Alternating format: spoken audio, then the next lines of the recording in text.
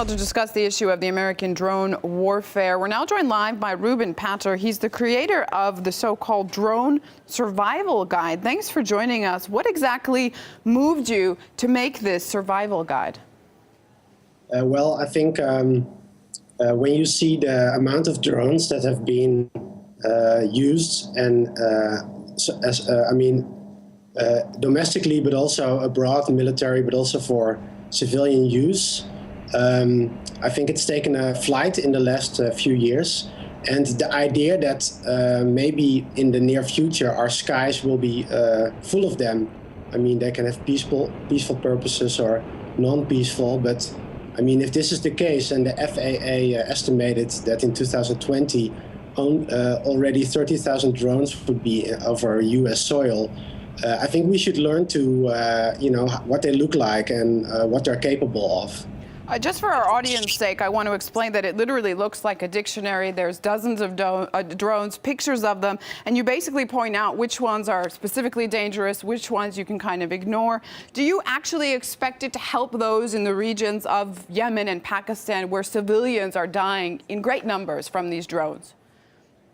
Well, I mean, the idea that you can be safe from a drone using something simple as a survival guide that I made, which is based on public information, is of course absurd.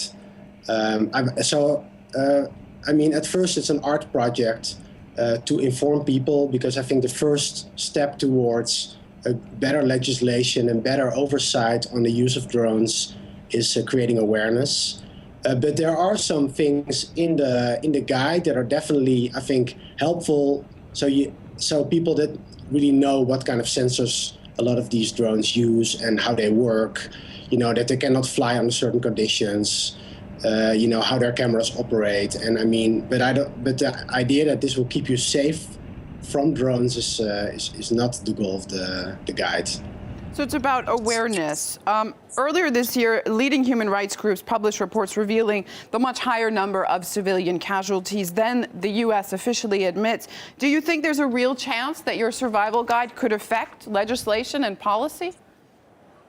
Well, I think it's very naive to think that something so small as, I'm an artist, I'm a designer that made a small contribution to the debate can do anything. I think a lot of people are doing a really great work on that area.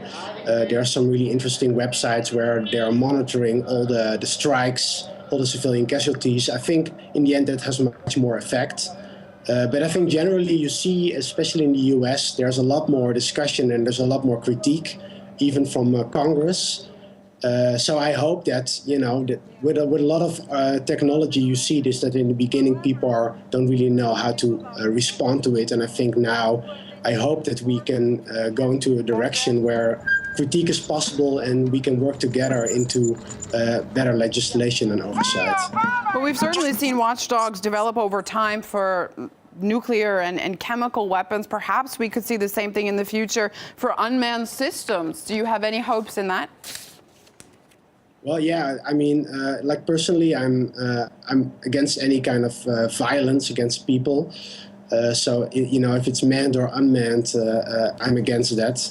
But if you talk about oversight, because I think it's necessary, because there's a lot of really good reasons to use drones, really like rescue missions, environmental protection.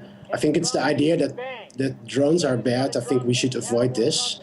But when you talk about weaponized systems, I think we have to be really careful, because I think the danger is not just because in the end it's basically the same as a helicopter or a jet fighter, but I think the idea can be that we can have this kind of permanent war where they can be deployed everywhere, no matter if there's war or not, and I think that's a very scary idea. Ruben Patter, designer and creator of the Drone Survival Guide. Thank you so much for your time here on RT.